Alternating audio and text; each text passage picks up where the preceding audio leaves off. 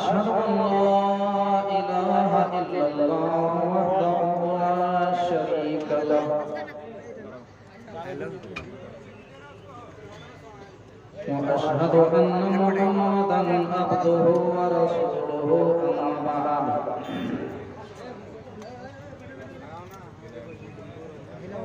इन्ना खैरल हदीस किताबुल्लाह وخير الهدي هدي محمد صلى الله عليه وسلم وشر الأمور محدثاتها وكل محدثة بدعة وكل بدعة ضلالة وكل ضلالة في النار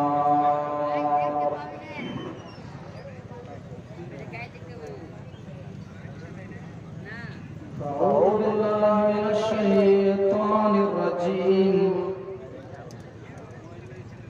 بسم الله الرحمن الرحيم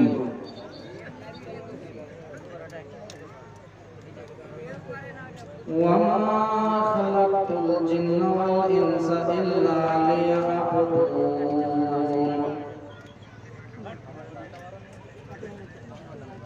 وقال النبي صلى الله عليه وسلم اغتنم خمسا قبل خمس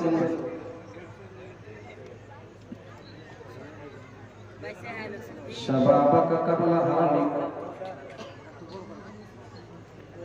وصحتك قبل سقمك وغناك قبل فقرك وفراغك قبل شغلك وحياتك قبل موتك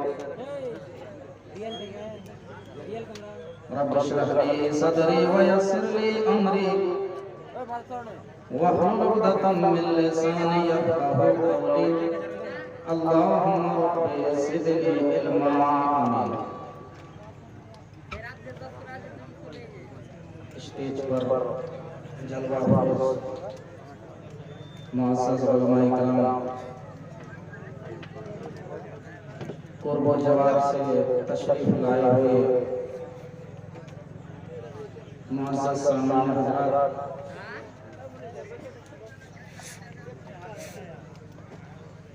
एक साइड में बैठी हुई पर्दानशीं प्यारी माँ बहनों,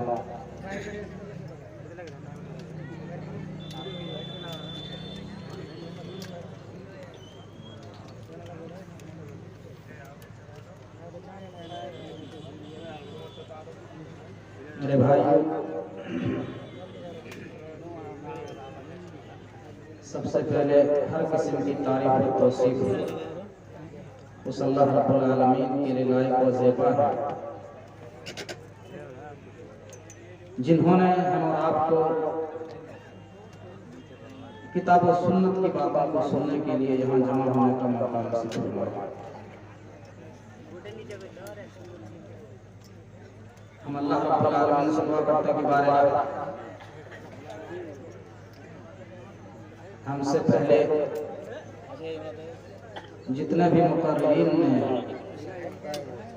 खिताब किया है उन तमाम बातों को और जो इबादत अल्लाह की भक्ति अल्लाह की बंदगी,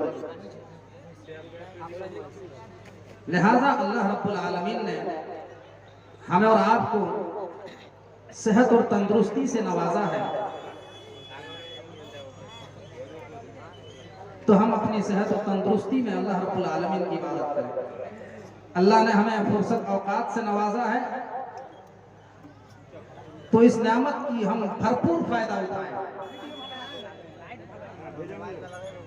अल्लाह ने ये जो हमें और आपको जिंदगी अता की है, इस जिंदगी का हम फायदा उठाएं।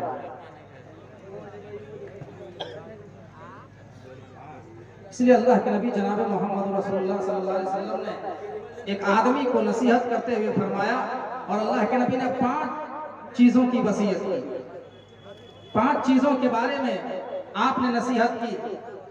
हदीस सही तरकीब और तरहीब की रिवायत है। हदीस की रावी हजरत अब्दुल्लाह इब्न अब्बास रजी अल्लाह तआला अन्हु, वो फरमाते हैं कि अल्लाह के नबी सल्लल्लाहु अलैहि वसल्लम ने एक आदमी को नसीहत करते हुए फरमाया, इगतनिम खमसन क़ब्ल खमसिन, 5 चीजों की कदर करो 5 चीजों के आने से पहले। अल्लाह के नबी फरमाते हैं, ऐ लोगों 5 चीजों की कदर करो 5 चीजों के आने से पहले। नंबर 1, शबाबक कब्ल हरमिक, ऐ लोगों अपनी जवानी की कदर करो बुढ़ापे के आने से पहले। अभी तुम जवान हो, अभी तुम्हारे बदन के अंदर ताकत है, अभी तुम्हारे जिस्म के अंदर ताकत है, अभी तुम जो अमल कर सकते हो वो बुढ़ापे की उम्र में नहीं कर सकते हो। क्या तुम उस वक्त के आने का इंतजार कर रहे हो जब तुम्हारे बदन में ताकत नहीं रहेगी, जब तुम्हारा जिस्म कमजोर हो जाएगा, जब तुम्हारी आंखें कमजोर हो जाएगी, जब तुम्हारा दिमाग कमजोर हो जाएगा, जब तुम्हारी अकल ठिकाने पे नहीं रहेगी और तुम लाठी के जरिए, लाठी के सहारे तुम अल्लाह के घर में आओगे इबादत करने के लिए। तुम मस्जिद में दाखिल होगे, मस्जिद में दाखिल होते वक्त कौन सी दुआ पढ़नी चाहिए? वजू बनाने के लिए बैठे कौन सी दुआ पढ़नी चाहिए? वजू से फारिग होने के बाद कौन सी दुआ पढ़नी चाहिए? अब रुकू में सजदे में जा रहे हैं, सजदे में कौन सी दुआ पढ़नी चाहिए हमें मालूम ही नहीं है, हमारी याददाश्त खत्म हो गई है। मेरे भाइयों, क्या तुम उस वक्त के आने का इंतजार कर रहे हो जब तुम सही तरीके से इबादत नहीं कर सकते हो? फरमाया शबाबक कब्ल हरमिक, आए लोगों अपनी जवानी की कदर करो बुढ़ापे के आने से पहले। इमाम कायनात जनाब मोहम्मद रसूलुल्लाह सल्लल्लाहु अलैहि वसल्लम फरमाते हैं कि कल कयामत के दिन मैदान महशर में जब सारे लोग नफ्सी नफ्सी के आलम में होंगे, मैदान महशर में जब सूरज 1 मील के फासले पर होगा, इमाम कायनात फरमाते हैं, मुस्लिम की रिवायत है, हदीस के रावी हजरत मिक़दाद इब्न असवद रज़ी अल्लाह तआला अन्हु है, वो फरमाते हैं कि अल्लाह के नबी सल्लल्लाहु अलैहि वसल्लम ने फरमाया, तुदरा शम्सु यौमल क़ियामत मिनल खल्क़ि हत्ता तकून मिनहुम कमिक़दार मील, काल सलिम बिन आमिर मा अदरी मा यानी बिल मील। अल्लाह के नबी फरमाते हैं कल कयामत के दिन सूरज 1 मील के फासले पर हो जाएगा, कल कयामत के दिन सूरज 1 मील के फासले पर होगा, सारे लोग नफ्सी नफ्सी के आलम में होंगे। ऐसे मौके पर अल्लाह तबारक व तआला उन खास बंदों को अपने अर्श के नीचे में जगह देगा जो इस दुनिया में जवानी के आलम में इबादत करता है, जो जवानी के आलम में, जवानी की उम्र में अल्लाह रब्बुल आलमीन की इबादत में लगा रहता है। वशाबुन नशा बिइबादतिल्लाह, वो नौजवान कयामत के दिन अर्श के नीचे में होगा जो जवानी के आलम में इबादत करता है, जो जवानी की उम्र को अल्लाह रब्बुल आलमीन के यहाँ लगा देता है। वो लोग अल्लाह रब्बुल आलमीन के यहाँ कल कयामत के दिन अल्लाह ऐसे लोगों को अपने अर्श के नीचे में जगह देगा। मेरे भाइयों, आज हम अपने गरीबानों के अंदर झांकें कि आज हमारी जिंदगी कहाँ कट रही है, आज हमारी जवानी कहाँ कट रही है। मेरे भाइयों, अगर कौम के अंदर रीढ़ की जो हड्डी है वो नौजवानों की जमात है। मेरे भाइयों, अगर कौम की नौजवान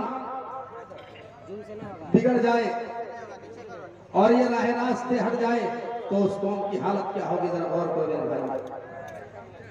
कौम के नौजवान ही हैं जो अपने समाज और अपनी सोसाइटी के अंदर इनकलाब बर्पा कर सकता है। कुरान करीम में आप सूरह कहफ पढ़ेंगे, सूरह कहफ में अल्लाह रब्बुल आलमीन ने चंद नौजवानों का जिक्र किया है। इन्नहुम फित्यतुन आमनू बिरब्बिहिम वज़िदनाहुम हुदा वरबतना अला कुलूबिहिम इज़ क़ामू फ़क़ालू रब्बुना रब्बुस समावाति वल अर्द लन नद'ुवा मिन दूनिही इलाहन लक़द क़ुलना इज़न शतता। अल्लाह रब्बुल आलमीन गार वाले का वाकया बयान करता कि ये चंद नौजवान थे जिन्होंने बादशाह वक्त के सामने तौहीद की आवाज को बुलंद किया, बादशाह वक्त के सामने आंखों में आंखें डाल करके तौहीद का प्रचार किया, तौहीद की आवाज को बुलंद किया। मेरे भाई जूम करा हुआ है, पूरा जूम। जब इस्लाम के पौधे को इमाम कायनात जनाब मोहम्मद रसूलुल्लाह सल्लल्लाहु अलैहि वसल्लम ने लगाया मेरे भाइयों, तो उस पौधे को सींचने वाले नौजवान थे। हजरत अली रजी अल्लाह ताला अन्हु नौजवान थे, हजरत उमर फारूक नौजवान थे, हजरत अबू बकर सिद्दीक रजी अल्लाह ताला अन्हु नौजवान थे, हजरत उस्मान गनी रजी अल्लाह ताला अन्हु नौजवान थे। इन्होंने इस्लाम के पौधे को सींचा, इस्लाम को तरक्की दी। मेरे भाइयों जरा गौर कीजिए, इस्लाम को अगर तरक्की दिया है तो नौजवानों ने तरक्की दिया है। तारीख की किताबों को आप पढ़िए, तारीख की आज हमारे मुल्क हिंदुस्तान में जो इस्लाम फैला है, हमारे मुल्क हिंदुस्तान में जो इस्लाम फैला है वो भी एक नौजवानों का बहुत बड़ा रोल रहा है। मोहम्मद बिन कासिम जो 17 साल की उम्र में जिन्होंने इस्लाम का डंका हिंदुस्तान के अंदर बजा दिया, मेरे भाइयों वो 17 साल के नौजवान थे। आज हमारे माहौल में हमारे समाज और सोसाइटी का जायजा लीजिए। हमारे समाज और सोसाइटी में 17-18 साल के नौजवान क्या करते हैं, उनको बीड़ी पीने में फुर्सत नहीं है, सिगरेट फूंकने में फुर्सत नहीं है, शराब पीने में फुर्सत नहीं है। रात के 12 बजे रात तक और 1-1 बजे रात तक मैदान में बैठ करके गैर महरम लड़कियों से चैटिंग करने की फुर्सत नहीं है। मेरे भाइयों वो दीन को क्या प्रचार करेंगे, वो तौहीद की दावत लोगों में क्या फैलाएंगे। जरा गौर कीजिए मेरे भाइयों, इस्लाम जो दुनिया के कोने कोने में पहुंचा है तो नौजवानों का बहुत बड़ा रोल रहा है। उन्नुस को जिन्होंने फतह किया, तारिक बिन ज़ियाद ने जब उन्नुस को फतह किया तो उन्नुस के अंदर, स्पेन के अंदर 850 साल तक इस्लामी हुकूमत रही, 850 साल तक मेरे भाइयों। लेकिन जब वो अमल से दूर हो गए, जब कुरान और हदीस की दावत से दूर हो गए, जब उन्होंने अपनी पैदाइश के मकसद को नहीं समझा, तो आज मेरे भाइयों उन्नुस के अंदर ना इस्लाम है, ना वहाँ जो है मदरसे हैं, सारे जो है मदरसे खत्म हो गए, दीन वहां से मिट गया, इस्लाम मगलूब हो गया। गौर कीजिए मेरे भाइयों, जहां 850 साल तक इस्लामी हुकूमत रही, आज वहां इस्लामी हुकूमत नहीं है, आज वहां कुछ नहीं है मेरे भाइयों। ये क्यों? इसलिए कि हमारे कौम के नौजवान राह रास्ते हट गए और ये कौम के नौजवान गलत रास्ते में मुब्तला हो गए, गलत रास्ते में शिकार हो गए, जिसकी वजह से ये कौम आज पूरी दुनिया में जलील और रुसवा है। दर दर के ठोकरें ये कौम खा रही है। तो अल्लाह के नबी फरमाते हैं, शबाबक कबल हरमिक, ऐ लोगों अपनी जवानी की कदर करो बुढ़ापे के आने से पहले। जवानी की इबादत अल्लाह रब्बुल आलमीन को ज्यादा पसंद है। नंबर 2, उसके बाद अल्लाह के नबी फरमाते हैं, वसिहतक कबल सकमिक, ऐ लोगों अपनी सेहत की कदर करो बीमारी के आने से पहले। अभी तुम जवान हो, अभी तुम सेहतमंद हो, अभी तुम हट्टे करते हो, तुम्हारे बदन में कोई बीमारी नहीं है, अभी तुम जो अमल कर सकते हो वो बीमारी की हालत में नहीं कर सकते हो। क्या तुम उस वक्त के आने का इंतजार कर रहे हो जब तुम बीमार हो जाओगे, जब तुम कैंसर की बीमारी में मुब्तला हो जाओगे और तुम चारपाई में पड़े रहोगे, जब तुम टीबी की बीमारी में मुब्तला होकर के चारपाई में पड़े रहोगे, तुम इबादत नहीं कर सकते हो, तुम सिर्फ मलाल करोगे, अफसोस करोगे। मेरे प्यारे साथियों जरा गौर कीजिए, या फिर तुम्हारा कई हादसे में तुम्हारा एक्सीडेंट हो जाएगा, तुम्हारा पैर टूट जाएगा और तुम्हारे पैर में प्लास्टर चढ़ा रहेगा और तुम अपने बिस्तर में सोए हुए रहोगे।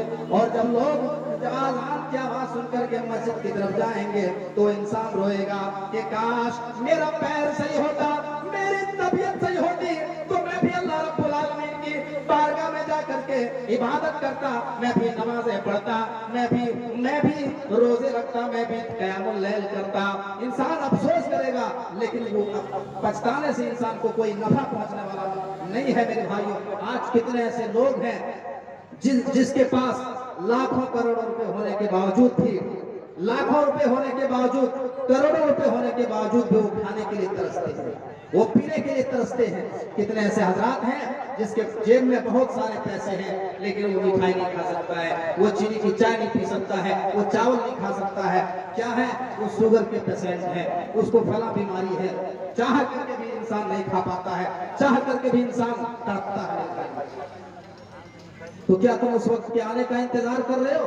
तो अल्लाह के नबी ने फरमाया, ऐ लोगों, अपनी सेहत की कदर करो बीमारी के आने से पहले। सेहत बहुत बड़ी अल्लाह तबारक व तआला की तरफ से दी हुई नेमत है। नंबर 3, अल्लाह के नबी फरमाते हैं, वगिना का कबला फकरिक, ऐ लोगों, अपनी अमीरी की कदर करो गरीबी के आने से पहले। अभी तुम्हारे पास माल है, अभी तुम्हारे पास दौलत है, अभी अल्लाह ने तुम्हारे ऊपर रिस्क की फरमानी दी है, अल्लाह ने तुम्हारे ऊपर माल की फरमानी दी है। अभी जितना तुम अल्लाह के रास्ते में खर्च कर सकते हो उतना खर्च कर लो।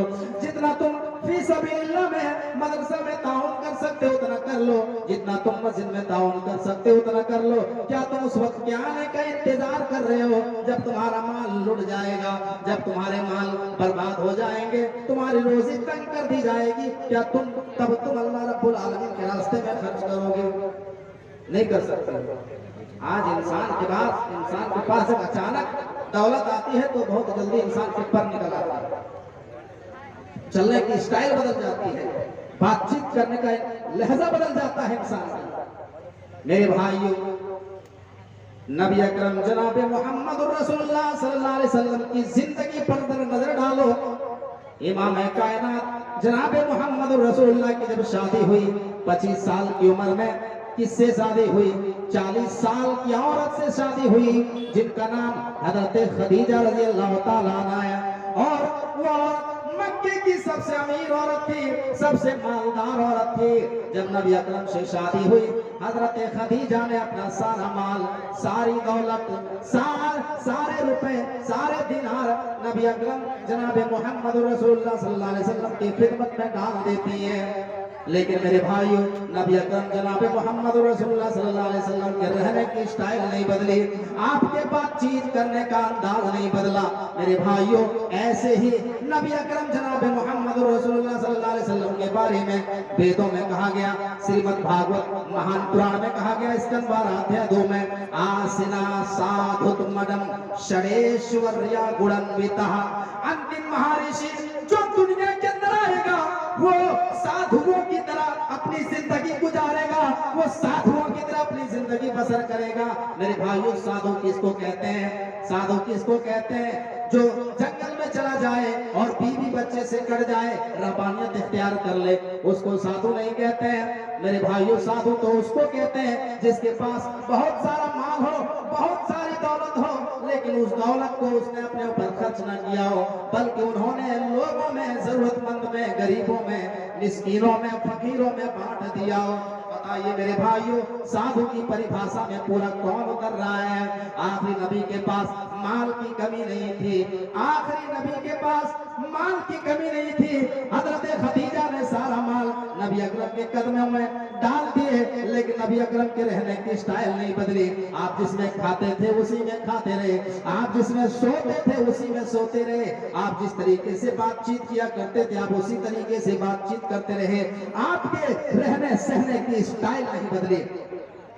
इब्ने माजा उठाओ मेरे भाइयों, और इस हदीस को अपने सामने रखो और ये अंदाजा लगाओ कि आज हमारे पास जब माल की फरावानी आती है तो हम किस तरीके से लहजा बदल देते हैं। नबी अकरम के पास एक आदमी आता है, इब्ने माजा की रिवायत है, नबी अकरम के पास एक आदमी आता है और आने के बाद अल्लाह के नबी से कुछ बातचीत करना चाहता है, लेकिन डर के मारे वो नहीं कह पा रहा है, डर के मारे वो बात नहीं कर पा रहा है, वो कांप रहा है, बहुत डर रहा है, वो अपनी बात को मुंह से निकाल ही नहीं पा रहा है। अल्लाह के नबी ने फिर पूछा, अरे बोलो क्या बात है, बोलो क्या कहना चाहते हो, तुम्हारा क्या मसला है? वो इंसान फिर दोबारा कोशिश करता है, लेकिन दूसरी मर्तबा भी उसके बदन में कपकपी तारी हो जाती है, बात नहीं कर पाता है।